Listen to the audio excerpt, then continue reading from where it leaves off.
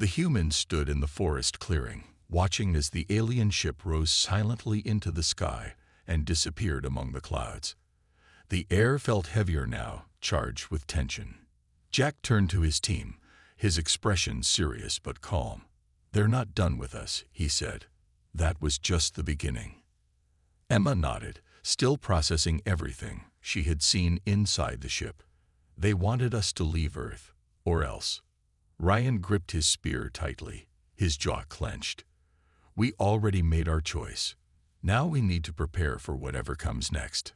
Lisa looked around at the dense trees, her voice soft but steady. "What if they come back with more ships? More drones? We can't fight that." "We don't have to fight them directly," Jack replied. "We survive. That's what we've been training for. If they think they can scare us into leaving, they're wrong." The group set to work immediately, using their skills to fortify their position. They moved deeper into the forest, finding a rocky overhang that provided natural cover. Emma gathered vines and branches to weave camouflage nets, while Ryan used sharp stones to dig trenches around their new campsite. Lisa helped Jack construct traps, simple but effective designs meant to slow down or confuse anyone, or anything, that tried to approach. Above them, Commander Vrax studied the footage of the humans' preparations. He couldn't help but feel a grudging respect for their determination. These creatures weren't just reacting to threats, they were planning ahead, adapting quickly to every challenge. It was unlike anything he had encountered before. "They're stronger than we thought," one of his officers admitted reluctantly. Vrax nodded. "Yes, and that changes things." "What do you mean?" another officer asked. "I mean," Vrax replied, his tone measured, "that conquering this planet won't be as easy as we hoped. Their strength isn't in weapons or technology. It's in their unity, their creativity. Even if we destroy them, it will cost us far more than we anticipated." The officers exchanged uneasy glances. None of them had expected this mission to become so complicated. Earth was supposed to be an easy target, a primitive world ripe for conquest. But now, doubt lingered in the air like a storm cloud. Back on the ground, the humans worked tirelessly through the night. By morning, their new camp was nearly invisible from above, hidden beneath layers of leaves and branches. Jack gathered everyone close, speaking in a low voice. "If they come back, they'll expect fear. Instead, they'll find resistance. We've trained for this. Trust yourselves and each other." As the sun rose, the forest came alive with sounds, but something felt different. The birds chirped hesitantly, and the usual rustling of small animals seemed muted. Jack signaled for silence, his hand raised. Everyone froze, listening intently. Then, faintly, they heard it, a low hum growing louder by the second. "They're here," Lisa whispered, clutching her makeshift weapon. From above, several sleek ships descended, hovering silently over the trees. Drones poured out, their metallic bodies gleaming in the sunlight. The Corthians had returned, but this time, they weren't hiding. Jack stepped forward, his voice loud and clear. "Stay calm. Stick to the plan." The drones spread out, searching methodically. But when they reached the edge of the humans' camp, they triggered the traps. Hidden pits opened up, swallowing some of the machines whole. Others became tangled in the camouflaged nets. Their movements slowed. The humans sprang into action, using rocks, sticks, and fire to fend off the remaining drones. Above, Vrax watched the chaos unfold. His soldiers were struggling against opponents armed with nothing but primitive tools and sheer willpower. "Enough," he growled finally. "Pull them back." As the drones retreated, the humans regrouped, breathing hard but victorious. Jack looked up at the sky, his eyes narrowing. "This isn't over," he said firmly. "But they're starting to understand something important." "What's that?" Emma asked. "That Earth isn't theirs to take." High above, Vrax stared at the footage, his decision clear. Conquering this planet would require sacrifices he wasn't sure were worth making. For the first time, he began to consider another option, one that might save both his people and the stubborn, resilient humans below. The alien fleet descended quietly through the thick clouds, their ships invisible to the naked eye. Below them stretched a vast expanse of green and brown, a planet known across the galaxy as the Deathworld. Commander Vrax sat in his command chair, staring at the holographic display of the surface below. He had heard stories about this strange world, tales that spoke of its inhabitants' incredible resilience. But Vrax dismissed those stories as exaggerations. How could such fragile beings survive in a universe filled with advanced civilizations? As the Corthian ships hovered above a dense forest, something unusual caught the attention of one of the scouts. Through the ship's sensors, they spotted a group of humans moving through the trees. They weren't soldiers or warriors dressed in armor, but ordinary-looking people wearing simple clothes. One man stood out among them. He was tall, with short brown hair and a firm expression on his face.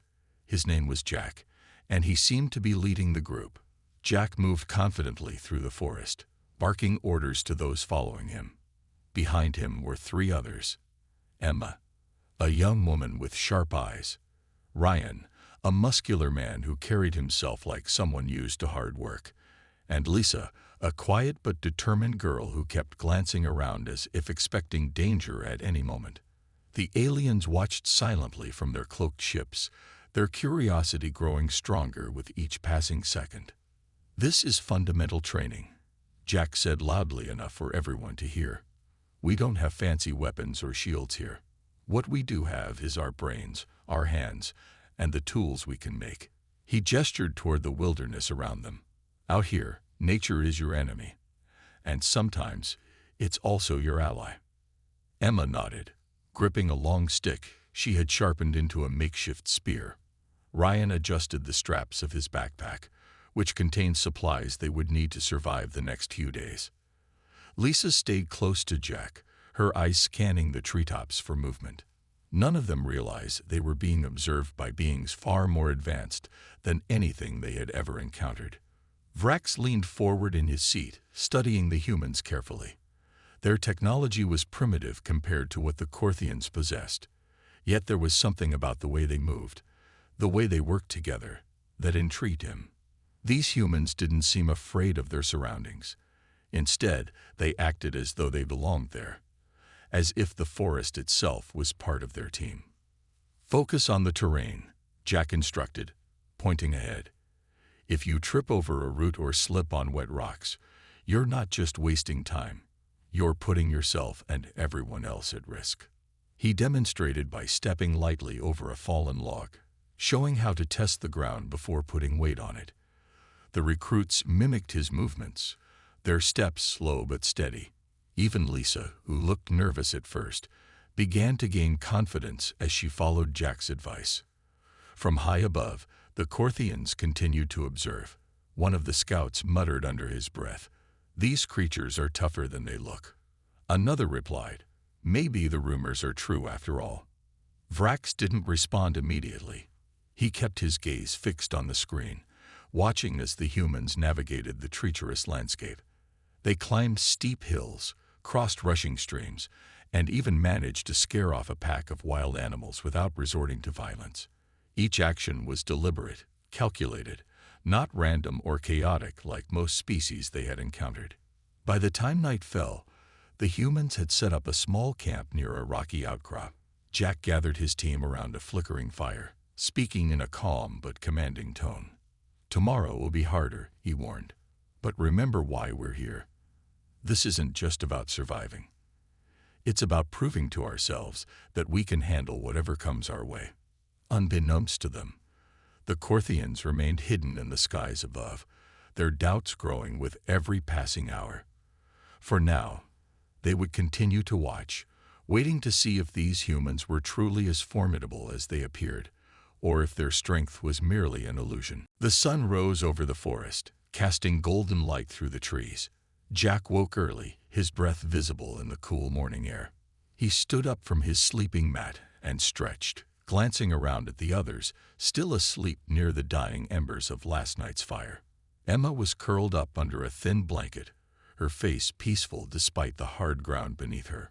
Ryan snored softly, sprawled out awkwardly with one arm hanging off his makeshift bed of leaves. Lissa lay closest to the fire, her hands tucked under her chin like a child. Jack didn't waste time waking them. "Up," he called sharply, clapping his hands together once. The sound echoed through the quiet clearing, startling birds into flight. One by one, the recruits stirred, groaning as they forced themselves awake. "Morning already," Ryan muttered, rubbing his eyes. "It's been morning for an hour," Jack replied, tossing him a water bottle. "Drink up. We'd got work to do." Emma sat up quickly, tying her hair back into a ponytail. She always seemed ready to move before anyone else, her energy unmatched. Lisa, on the other hand, took longer to shake off sleep. She blinked slowly, looking around at the unfamiliar surroundings as if trying to remember where she was. Jack handed out simple tasks: gathering firewood, checking snares they had set the previous evening, and scouting the nearby area for signs of danger. As the group dispersed, the Corthians above adjusted their surveillance drones, zooming in on each individual human. They were fascinated by how organized these people seemed, even without advanced tools or technology. Ryan wandered toward a stream to refill canteens. On his way back, he noticed something odd: a faint buzzing noise coming from the bushes. At first, he thought it might be an insect, but when he pushed aside some branches, he froze. There, partially hidden among the leaves, was a strange metallic object shaped like a beetle. It twitched slightly, its tiny legs moving unnaturally fast. "What is that?" Ryan whispered to himself, stepping closer. The thing scuttled backward, retreating deeper into the foliage. Ryan hesitated, then picked up a rock and threw it at the creature. To his surprise, the rock bounced off harmlessly, leaving no mark. The beetle-like drone emitted a low hum before darting away, disappearing into the underbrush. Meanwhile, Emma returned triumphantly with 2 rabbits caught in their snares. "Breakfast," she announced, holding them up proudly. Lisa smiled weakly, though her mind was clearly elsewhere. She kept glancing toward the edge of the clearing, her fingers fidgeting nervously. Back at the campsite, Jack inspected the rabbits while keeping an eye on Lisa. "Something bothering you?" he asked finally. She hesitated. "I don't know. I just feel like we're being watched." Jack raised an eyebrow, but didn't dismiss her concern. "Good instinct," he said simply. "Always trust that feeling. Now let's focus on what we can control." As the day wore on, the humans continued their training exercises. Jack taught them how to start a fire using friction, showing them how to spin a stick between their palms until smoke began to rise from the dry tinder. Emma caught on quickly, coaxing flames to life within minutes. Ryan struggled at first, his frustration growing, but after several tries, he managed to produce a small spark. Lisa stayed quiet, watching intently but not participating much. Above, the Corthians exchanged uneasy glances. Their drones had gathered plenty of data, yet none of it made sense. These humans weren't equipped with weapons or armor, yet they adapted effortlessly to challenges. When a storm rolled in unexpectedly, drenching the forest in rain, the humans worked together to reinforce their shelter, laughing and joking despite the downpour. Commander Vrax leaned forward in his seat, studying the footage closely. "They act like this is normal," he murmured. "Like surviving against all odds is routine." One of his officers nodded. "If this is fundamental training, what must their warriors be capable of?" Vrax didn't answer. Instead, he ordered the drones to stay close, ensuring they didn't miss a single detail. Whatever these humans lacked in technology, they'd more than made up for in resourcefulness and determination. And as the day ended, with the humans huddled around another fire sharing stories, the Corthians couldn't help but wonder, was conquering this planet worth the risk? The morning mist clung to the forest floor as Jack led his team deeper into the wilderness.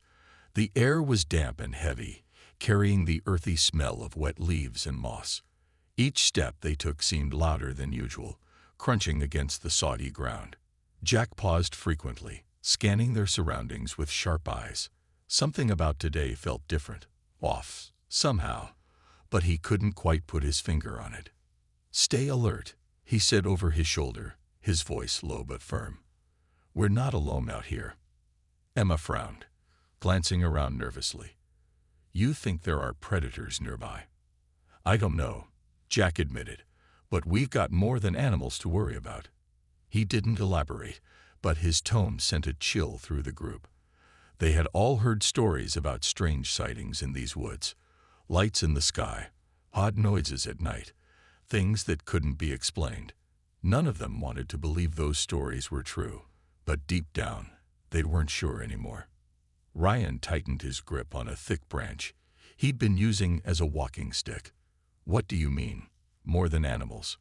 he asked, trying to sound braver than he felt. Jack shrugged. "Just keep your eyes open. If something doesn't feel right, trust your gut." Lisa nodded silently, her hands gripping the straps of her backpack tightly. She hadn't spoken much since yesterday, still troubled by the feeling of being watched. Every rustle of leaves or snap of twigs made her jump, and she found herself constantly looking over her shoulder. As the group moved forward, Emma spotted something ahead. A massive footprint pressed into the mud. It was too big to belong to any animal she recognized. Kneeling beside it, she ran her fingers along the edges. "This is fresh," she murmured. "Whatever made this was here recently." Jack crouched next to her, examining the print closely. His jaw tightened as he studied its size and depth. "Big," he muttered, "and heavy. Could be a bear, or something else entirely." The Corthians above watched intently, their drones circling silently overhead. One of the machines hovered closer to the footprint, analyzing it with precision. Commander Vrax leaned forward in his seat, intrigued. These humans were clever. They noticed details others might overlook. But what would they do when faced with real danger? Later that afternoon, the group reached a rocky slope leading up to a narrow ridge. Jack pointed upward. "We need to get to higher ground," he explained. "Better view, safer position." Climbing wasn't easy, especially with slippery rocks and loose gravel underfoot. Lisa struggled the most, her legs trembling as she pulled herself up hand over hand. Ryan stayed close behind her, ready to catch her if she slipped. "You've got this," he encouraged softly.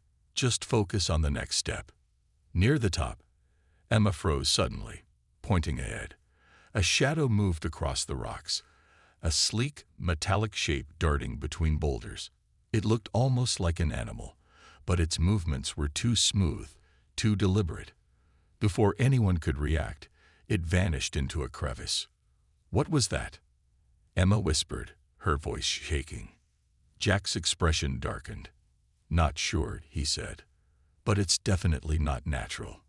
Unseen by the humans, the Corthian drones recorded every moment. Back aboard the ship, Vrax studied the footage carefully. "They see us," he said quietly, "or at least, they suspect." One of his officers frowned. "Should we intervene? Show ourselves?" "No," Vrax replied firmly.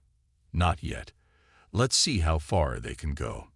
Back on the ridge, the humans regrouped, their nerves stretched thin. Jack gathered everyone close, speaking in a hushed tone. "Listen up. We're being tested. Whether it's by nature or something else, I don't care. What matters is how we respond. Stay calm, stay focused, and whatever happens, stick together." His words reassured them slightly, though fear lingered in their eyes. As the sun began to set, painting the sky in shades of orange and pink, they started setting up camp on the ridge. Lisa volunteered to gather firewood, refusing to let her fear control her. Ryan helped Jack build a makeshift barrier out of rocks and branches, while Emma kept watch, her sharpened stick never far from her side. High above, the Corthians continued their silent observation. Their confidence wavered with each passing hour. These humans weren't just surviving, they were thriving, even in the face of uncertainty. And for the first time, Commander Vrax began to doubt whether invading this planet was truly worth the cost. Night fell quickly, blanketing the ridge in a thick darkness that seemed to press against the humans like a living thing. The wind picked up, carrying with it the distant howls of unseen creatures. Jack sat near the fire, feeding it small twigs to keep the flames alive. The light flickered weakly, casting long shadows across the rocky ground. Everyone was quiet, their exhaustion mixing with unease as they listened to the sounds of the forest below. Lisa hugged her knees to her chest, staring into the fire. Her mind kept replaying the image of the metallic shape she had seen earlier, the way it moved too smoothly, too deliberately, to be an animal. She wanted to say something but hesitated, unsure if anyone else would believe her. Ryan noticed her silence and nudged her gently. "You okay?" he asked. She nodded, though her expression said otherwise. "Just thinking about what happened today," Emma chimed in, sitting cross-legged on the other side of the fire. Her voice was calm, but there was a sharp edge to it, like she already knew what Lisa was about to say. Lisa glanced at Jack first, seeking his reaction. When he didn't object, she spoke softly. "I think we're being followed, or watched. Whatever that thing was back there, it wasn't normal." Jack leaned back on his hands, gazing into the fire. "You're right," he said simply. "It's not normal. But that doesn't mean we can't handle it." Emma frowned. "What do you mean?" "You knew." "I suspected," Jack admitted. "Things have been off since yesterday. Tracks that don't match any animal I've ever seen. Sounds that shouldn't exist out here. And now those machines." He paused, letting the weight of his words sink in. "We're being tested." The group exchanged uneasy glances. Ryan broke the silence first. "Tested? By who?" "Animals don't test people." "No," Jack agreed. "But someone, or something, does." Above them, the Corthians monitored the conversation closely. Commander Vrax leaned forward, intrigued by Jack's deduction. These humans weren't just surviving blindly. They were analyzing their situation, piecing together clues despite having no evidence beyond their instincts. It was unsettling, even for a seasoned warrior like Vrax. Back on the ridge, the humans decided to take turns keeping watch through the night. Ryan volunteered for the first shift, taking a position near the edge of the camp where he could see both the slope leading down to the forest and the rocky path behind them. He gripped his makeshift spear tightly, scanning the darkness for movement. The others settled in as best they could, though sleep came slowly. Hours passed without incident. Just as Ryan began to relax, a faint buzzing sound reached his ears. At first, he thought it was the wind, but then he spotted it, a tiny drone hovering silently above the rocks. Its surface shimmered faintly in the moonlight, almost blending into the stars. Ryan froze, watching as it drifted closer, its movements eerily smooth. Without making a sound, he crouched low and signaled to Jack. Within moments, the others were awake, gathering quietly around him. Jack peered over Ryan's shoulder, studying the drone with narrowed eyes. "Stay calm," he whispered. "Don't make sudden moves." Emma grabbed a handful of dirt and rocks, forming a crude sling with her scarf. Lisa picked up a sturdy branch, holding it like a bat. Together, they waited until the drone hovered directly above them. Then, on Jack's signal, Emma swung her sling, launching a rock straight at the machine. It struck true, sending the drone spinning wildly before crashing to the ground. For a moment, everything was still. Then the drone emitted a high-pitched whine, its lights flashing erratically. Before it could recover, Jack stomped down hard, crushing it beneath his boot. Sparks flew briefly before the machine went silent. The group stared at the wreckage, their hearts pounding. "That answers one question," Jack muttered. "They're definitely watching us." High above, the Corthians reacted with shock. Commander Vrax clenched his fists, realizing their cover had been blown. "They're smarter than we thought," he growled. "And more dangerous." One of his officers hesitated. "Should we retreat?" "No," Vrax replied firmly. "Not yet. Let's see how they respond next. On the ridge, the humans regrouped around the fire, their nerves stretched tighter than ever. They didn't know who, or what, they were dealing with, but one thing was clear: this was no ordinary training exercise. Whatever was out there, it wasn't going to leave them alone. The night grew colder as the humans huddled closer to the fire, their eyes darting toward the shadows around them. The destroyed drone lay in pieces nearby, its metallic parts glinting faintly in the firelight. Jack poked at the wreckage with a stick, studying it carefully. He didn't recognize the design. It was far beyond anything he'd ever seen. But one thing was certain: whoever had sent it wasn't human. "We need answers," Jack said finally, breaking the tense silence. "Whoever's watching us isn't just curious. They're testing us." Emma frowned, wrapping her arms around herself against the chill. "Testing us for what?" "To see if we're dangerous." "Maybe," Jack replied. "Or maybe they're deciding whether we're worth dealing with." Ryan shifted uncomfortably, gripping his spear tighter. "So what do we do now? Sit here and wait for them to show up again?" "No," Jack said firmly. "We take control. If they want to test us, we'll give them something to think about." Lisa looked up, her voice barely above a whisper. "How?" Jack smiled faintly, though there was no humor in it. "By showing them we're not afraid. Tomorrow, we set a trap. If they come back, we'll be ready." The next morning, the group worked quickly, using the materials they had to fortify their position on the ridge. Emma gathered sharp rocks and arranged them in a circle around the campsite, creating a makeshift perimeter. Ryan used vines and branches to weave tripwires between the trees, ensuring anyone, or anything, that approached would trigger a loud noise.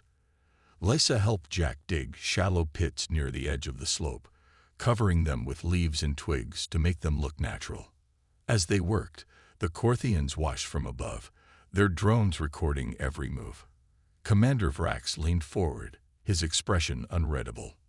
These humans were resourceful, adapting to the situation with speed and precision. Their actions suggested they weren't just reacting. They were planning ahead. "They're preparing for war," one of the officers muttered. "No," Vrax corrected. "They're preparing to survive." "That's worse." By midday, the humans had finished their preparations. They retreated to the center of the camp, waiting silently for whatever might come next. The forest below remained eerily quiet, the usual sounds of birds and insects replaced by an oppressive stillness. Even the wind seemed to hold its breath. Hours passed without incident. Just as doubt began to creep into their minds, a low hum filled the air. It started faintly, almost imperceptible, but grew louder with each passing second. The humans exchanged wary glances, their hands instinctively reaching for their weapons. "There," Lissa whispered, pointing toward the trees.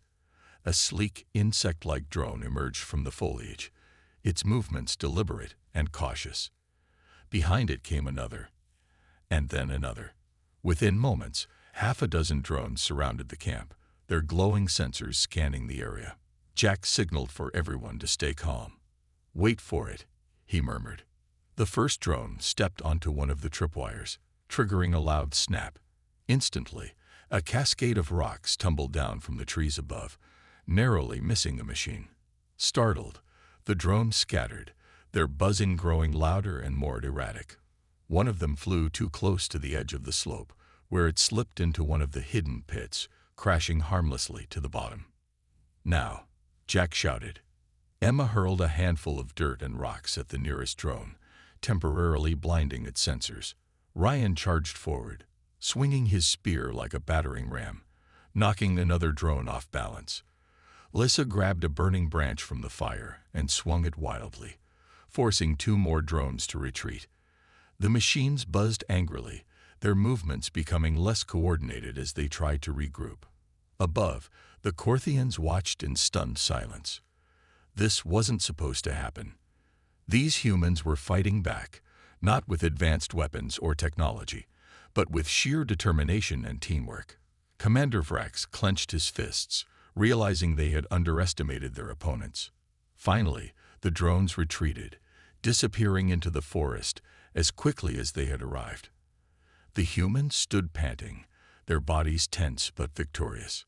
Jack glanced around at his team, pride flickering in his eyes. "Good work," he said simply. "But this isn't over yet." High above, Vrax turned to his crew. "Pull back the drones," he ordered. "For now." His voice was heavy with uncertainty. These humans were proving to be far more formidable than he had imagined, and he wasn't sure what to do next. The humans stayed on edge after the drones disappeared, knowing their attackers, or observers, might return at any moment. Jack paced around the camp, his eyes scanning the trees and sky. He didn't trust the silence that had settled over the ridge. It felt too deliberate, like the calm before a storm. "We need to move," he said suddenly, stopping near the fire. "Staying here is too risky." Emma frowned, adjusting the straps of her backpack. "Move where? We don't even know what's out there." "That's exactly why we need to keep moving," Jack replied. "If they're watching us, staying put makes us an easy target. If we keep going, we stay unpredictable." Ryan nodded slowly, gripping his spear tightly. "Makes sense. But won't they just follow us?" "Probably," Jack admitted. "But if they do, we'll be ready. And if they don't, we've bought ourselves some time." Lisa looked up from where she was sitting, her voice soft but firm. "I'm with Jack. Sitting here waiting for them feels worse than moving." Jack gave her a small nod of approval. "Good. Let's pack up and head out. Stick together and stay alert." As they descended the ridge, the forest seemed darker and more oppressive than before. The sunlight barely filtered through the thick canopy, leaving long stretches of shadow across their path. Every sound, the rustle of leaves, the snap of twigs, made them flinch. Their nerves stretched tight. Above them, the Corthians debated their next move. Commander Vrax stared at the footage of the humans' ambush, replaying it in his mind. These creatures had no weapons, no armor, no advanced technology, and yet they had fought back with surprising effectiveness. They had used their environment, their teamwork, and their instincts to turn the tables on machines far superior to anything they could create. "They're not afraid," one of the officers muttered. "Not even after seeing our drones." "No," Vrax agreed. "They adapt. That's what makes them dangerous." "What do we do now?" another officer asked. "Keep testing them." Vrax hesitated. "No, it's time we faced them directly." He turned to his crew. "Prepare a scout ship. I want to see how they react when they're confronted, not by machines, but by us." Back on the ground, the humans continued their cautious trek through the forest. Jack led the way, his steps deliberate and quiet. Emma followed closely behind him, while Ryan brought up the rear, keeping an eye on Lisa, who still seemed uneasy. She kept glancing over her shoulder, as if expecting something to leap out of the shadows. Suddenly, a low hum filled the air again. But this time, it was louder, closer. The group froze, their eyes darting upward. A sleek, metallic craft descended silently through the trees, its surface shimmering faintly in the dim light. It hovered above the ground, casting a pale glow over the forest floor. For a moment, no one moved. Then, a section of the ship opened, revealing a tall, armored figure inside. Its body was covered in smooth, reflective plates, and its face was hidden behind a helmet-like visor. The alien stepped out slowly, raising one hand in what seemed like a gesture of peace. Jack raised his own hand cautiously, signaling for his team to stay back. "Who are you?" he called out, his voice steady despite the knot of tension in his chest. The alien tilted its head, studying him curiously. After a pause, it spoke, not in words, but in a series of clicks and hums that resonated strangely in the air. To everyone's surprise, Emma took a step forward. "I think it's trying to talk," she said hesitantly. "Maybe we can understand each other." Jack shot her a warning glance, but she ignored it, taking another step toward the alien. Slowly, She mimicked one of its gestures, raising her hands palms out. The alien watched her carefully, then repeated the motion. For several minutes, the two exchanged simple gestures, a kind of improvised communication that left the others staring in awe. Finally, the alien pointed to itself, then to the humans, and made a sweeping motion toward the sky. "It wants us to go with it," Emma guessed, turning to Jack. Jack hesitated, his mind racing. Trusting an alien was risky, but refusing might mean losing their only chance to learn more about what was happening.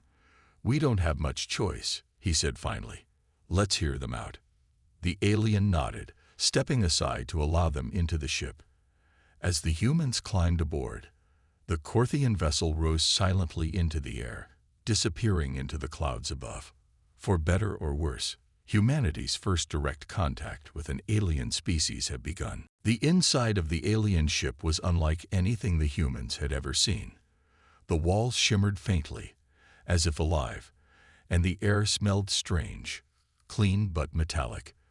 There were no chairs or seats, just smooth surfaces that seemed to adjust to their presence.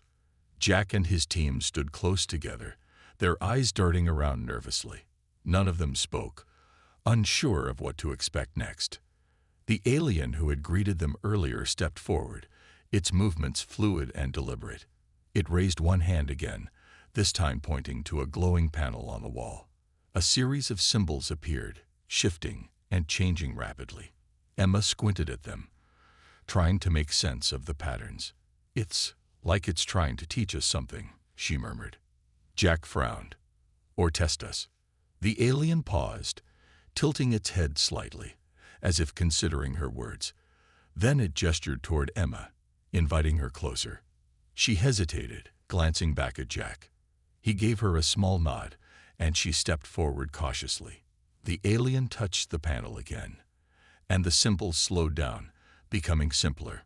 One by one, they began to match gestures the alien made, a kind of visual language. Emma mimicked the gestures carefully, her hands moving awkwardly at first, but growing more confident with each attempt. The alien responded with a low hum, almost like approval. Slowly, the others joined in, copying the movements until the entire group was participating. It felt strange, even ridiculous, but it worked. By the time they finished, they could understand basic commands and questions from the alien. "Why are you here?" Jack asked through gestures, his tone firm despite the unusual method of communication. The alien paused, then pointed to itself, then to the humans, and finally to the ship. It repeated the sweeping motion toward the sky it had used earlier. Emma translated aloud, piecing it together. "It wants to know if we're ready to leave Earth." Ryan frowned.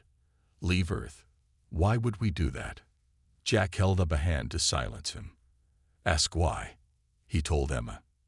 Emma hesitated, then mimicked the question using the gestures they had learned.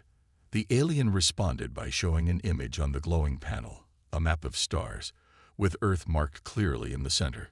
Around it were red dots, representing what looked like ships or stations. The alien tapped the dots repeatedly, then pointed to Earth again. "They're planning something," Lisa whispered. "Something big." Jack nodded grimly. "What happens if we say no?" he asked, turning back to the alien. The alien didn't answer immediately.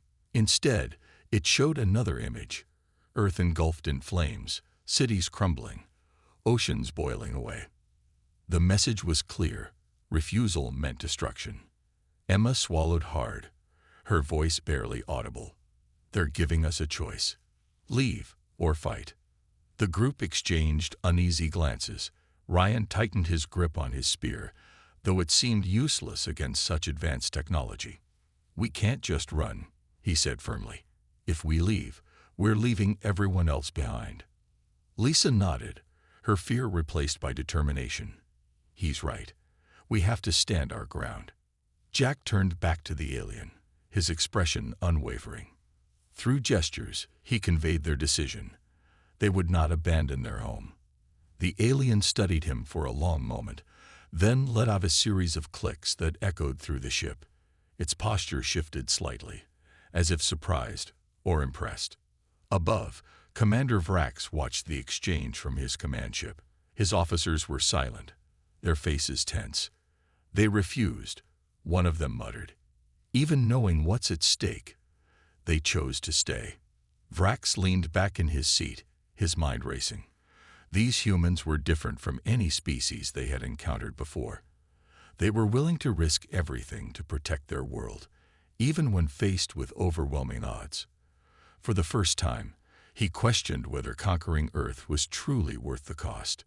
"Prepare the fleet," Vrax ordered finally, "but hold your position. Let's see how far they're willing to go."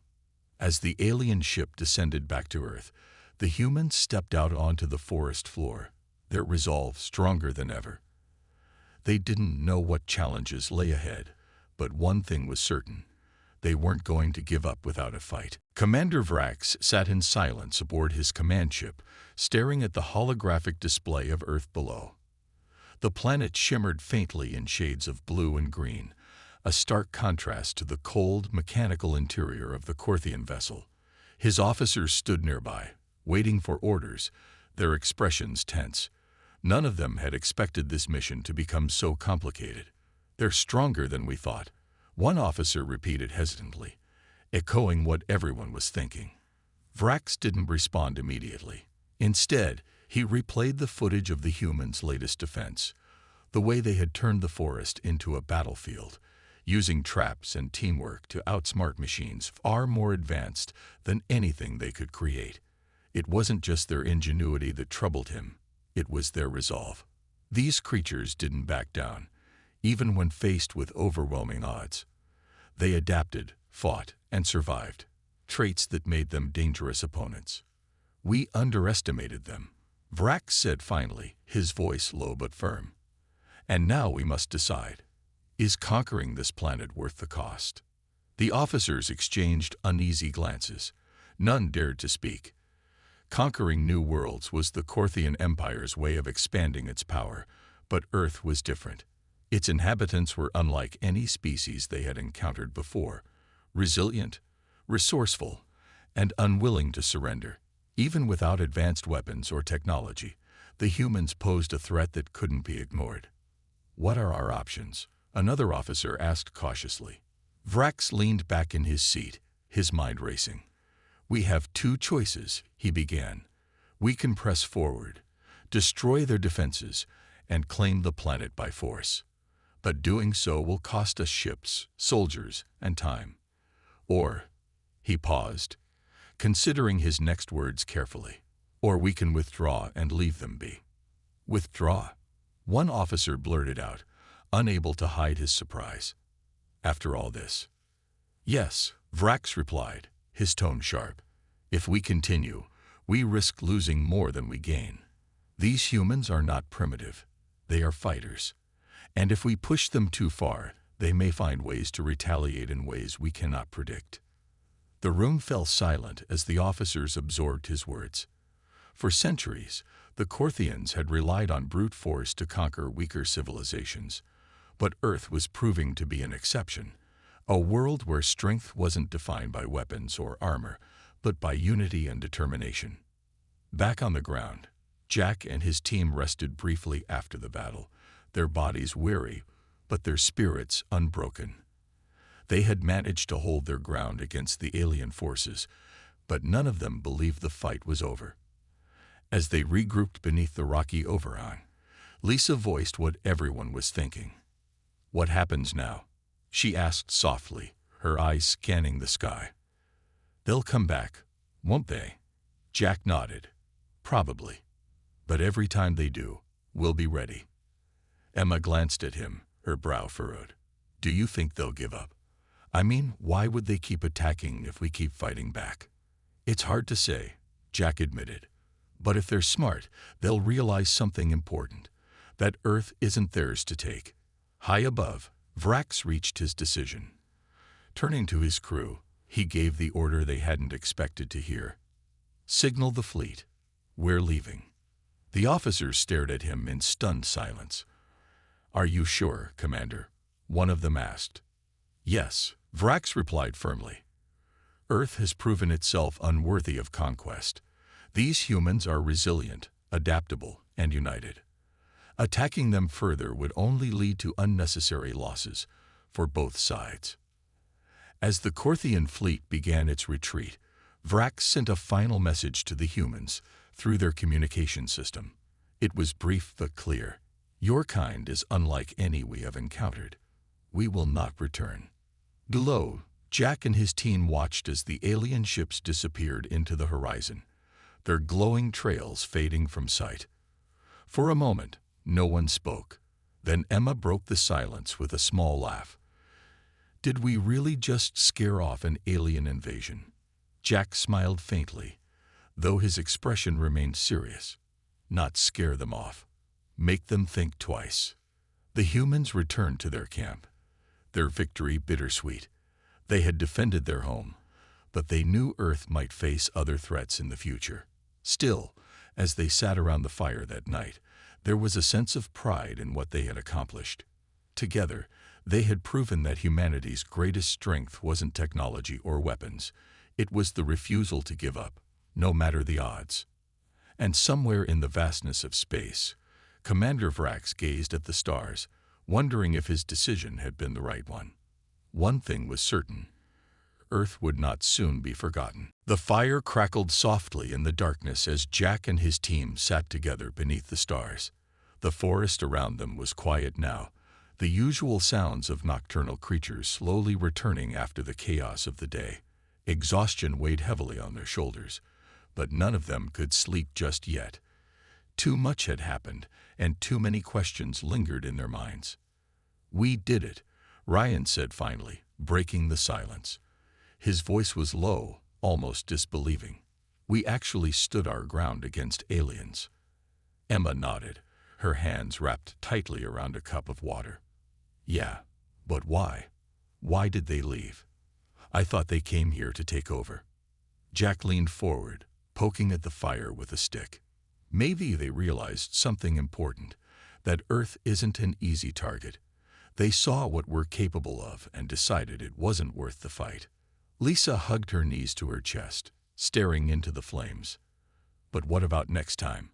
There are probably others out there, right? What if they come back, or worse, someone else shows up?" Jack didn't answer immediately. He stared into the fire, his expression thoughtful. Finally, he spoke. "Next time, we'll be ready. That's why we train. Not just for today, but for tomorrow. We've proven that we can adapt, survive, and fight together. And if another threat comes, we'll do the same thing. Stand our ground." Emma smiled faintly. "I guess this is what you meant by fundamental training, huh?" Jack chuckled softly. "Exactly. But this isn't over.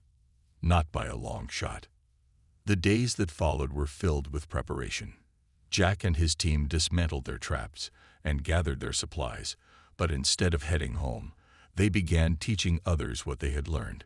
Word spread quickly about the alien encounter, and soon more people joined them in the forest, ordinary men and women eager to learn how to protect themselves and their planet.